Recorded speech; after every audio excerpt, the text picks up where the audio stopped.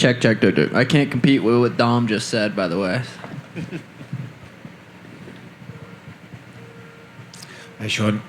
Another great win for you. I'm wondering how you're feeling about your performance and how you're reflecting on the fight so far. First round knockout, can't complain. That feels good. Feels real good. I just saw you and Dom having a couple of words outside. I'm curious what you guys were talking about. Dominic Cruz is the dude's a living legend, and he's still fighting right now. So, just said congratulations, and that was it. Is this kind of what you were expecting to happen tonight in this fight? You know, it's like the next step up for you, but you wanted to still show that you can continue starching these guys and continue rising your level above it. Is this what you thought was going to happen, first round knockout? Yeah, to be honest, anytime I get in the octagon, I feel like it's going to be a first-round knockout because I just feel like anybody I fight has never fought somebody like me. And I know a lot of people say that, but it's just, I think it's true when I stand in there. Paiva's never seen someone like me. He's never felt that speed. So I did see that playing out like that. And I want to thank myself for looking at the clock and seeing how much time was left because some people, Daniel Cormier, my last fight, he's like, "Oh my God, he's looking at the clock!" Like it's like, what are you talking about, dude? I'm gonna look at the clock. If I didn't look at the clock, I wouldn't know how much time I have left. I land a big shot, I don't know how much time I got left. I got to know if should I empty my tank and try to take this dude out, or should I wait and then have the rest of the fight save my energy? You know, so that kind of bugged me. That I kept bringing that up. Oh, he looked at the clock. It's like, dude's a double champ. It's like, what's your IQ? Your fight IQ? Is that not, you know what I mean? You think LeBron James is going to fucking drive the ball down the court and not look at the clock? It's amateur. I feel like DC's getting it from everyone this week. Don't say stupid shit. It's hard, though. That's a hard job. I couldn't do that, his job. I could not sit up there and commentate that many fights and do his job. I would sound like a complete idiot. So yeah. You're one of these guys who I think as soon as you step in the cage and you win your fight, people are already talking about the next one, right? Like, who's going to fight next? Who's going to fight next? For you, is there a name? I know that Adrian Yanez was someone you spoke about, but for you, sitting there right now, is there anyone on your mind? No, I don't not want to. I fought 3 times last year, 3 times this year. I feel like every day I just have the fight coming up. So I'm just gonna enjoy this and try to not book a fight and just enjoy being with my family and my little princess. And you know, I'm sure I'll fight in March, April. Who will it be? I don't know. It doesn't really matter as long as the Sugar Show is fighting. I don't really think people care too much who I'm fighting. First time you're at a press conference this week, the whole thing, does it feel like, I said about raising the level in your fights, does it feel like you're starting to raise your level in the promotion, right? You're starting to become one of the bigger names. I know you already have been, but does this week feel like you're taking that to the next level? Yeah, you know, the press conference was really cool. I planned on going there and kind of stealing the show, and I think I did that. I'm in the fight business. A lot of these guys are in the fight game. I'm in the fight business, and I just happen to be really good at fighting. So, you know, I'm just enjoying this whole process. And just to go off of that, obviously you and Cody got into it at the press. I'm wondering if you saw his fight tonight and what you thought of it. Yeah, I did. You know, Cody's also, you know, a legend in his own right, and I'm not going to sit up here and say anything negative about him. He's probably going to have a rough couple days, couple weeks, whatever it's going to be. Nothing really to say about it.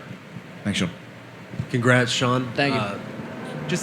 You mentioned the DC thing, and I find that this is sort of a trend with you. Does it almost make you funny the way that people try to nitpick you and like all the little holes they're looking for to sort of point to? I've always felt like DC wants me to lose. I don't know. I could be completely wrong. I just sat down with him the other day, and you know, it's not like he doesn't like me personally. I just feel like he kind of wants to see me lose. I don't know what it is. If I remind him of a young John Jones. But for some reason, I feel like he wants me to lose, and there's certain things he says when he's commentating. But also, like I said, commentating will be a really hard job, and maybe I'm just taking it personal and being a pussy. Sure, I get that mean more like a broader scale, just in general, the MMA fan base, people in the MMA world. It seems like people really try to nitpick anything they can find from you. Is that something you've noticed? That means I'm doing it right. If everyone just loved me, then I probably wouldn't be as big as I am. I think there's only probably one person that everyone loves, and that's Ty. Two of us, so Ty, whatever, you know what I mean? You got it. I think he's the only one. How could you not like that guy? But for me, you know, I can see how people don't like, you know, they don't like me, but I guarantee they watched me tonight. I guarantee they did not turn the TV. They didn't get up to go to the bathroom. They probably weren't even eating or drinking. I bet they were locked into that TV when I was fighting. Well, to piggyback off that, you actually now with this one tonight tied for the second most knockouts in bantamweight history in the UFC. Is that wild to you to already have that? Yeah, that is pretty crazy because, I still got 15, 20 fights left in my career, I would say. Something around there. That might be a lot. But, yeah, that is pretty crazy. Well, how many... What am I at and what's the record? 5. And the record's 7, I believe. Well, I knocked out Thomas twice, so I'm at 6. And last one from me. You mentioned the rib injury in the cage, or Rogan did, and you talked about it. What happened and how bad was it? Like, how close did it really get? I literally think if he would have taken me down and I tried to get up, I don't know what would have happened. I didn't spar for the last 3 weeks. I was grappling, and the guy had a body lock on he had my back, had a body lock. I went to turn, he squeezed at the same time. Nothing crazy, just grappling, and my rib just. I don't really know exactly what happened, but rib injuries. If you've ever had a rib injury, they're just so annoying, and they take a while. But I let it chill for about a week, just ran and hit mitts, and then tried to grapple again that next week, and couldn't do the simplest grappling. So for the last 3 weeks, I didn't grapple at all. No grappling, didn't even test it, didn't even want it, didn't do any clinch work, didn't do anything. I came into this fight planning on him not being able to touch me and just being confident and trusting the work I put in. So that was really, and I'm proud of myself for having the mindset to be able to come in here and just know that. Sean, right here. The story coming out of your last fight was you set all these records for like total output in a fight. The first round, as long as it lasted, you seemed much more patient in there to pick your shots. Was that a product of not being able to spar, or did you come in here knowing that you would probably kind of approach this fight a lot slower? No, the reason I had that high of an output against Chris is because he just walked forward like a punching bag. The dude did not take a step back. He literally walked forward for 14 and a half minutes, and I was bouncing my hands off his face. Paiva didn't... I plan on Paiva pressuring me and coming forward, and I think that's what his game plan was, but it's a lot harder to do against me when you get in there. Like, you can say I'm going to get in there and pressure him, but he had trouble doing it. I don't know, I felt every fight's going to be different, and if someone's going to continuously walk forward, I have the gas tank, and I can do put the output out to bounce my hands off their face for that long, but I didn't need to tonight.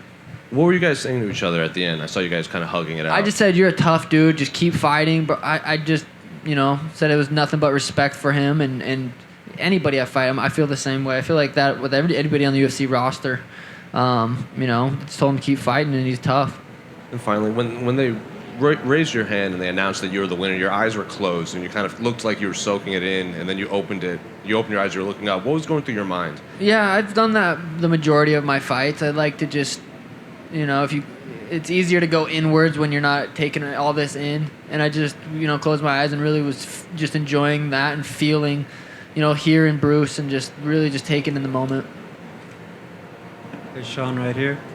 Sean, if on Monday they have a number next to your name, what should your fans do with all their Unranked Champ merchandise? Well, it actually works out nice because the Unranked Champ, I'm 15-0 right now. The jerseys, the shirts, everything says 15. And if I'm ranked 15, it'll all be all right. It'll make sense. That was smart thinking.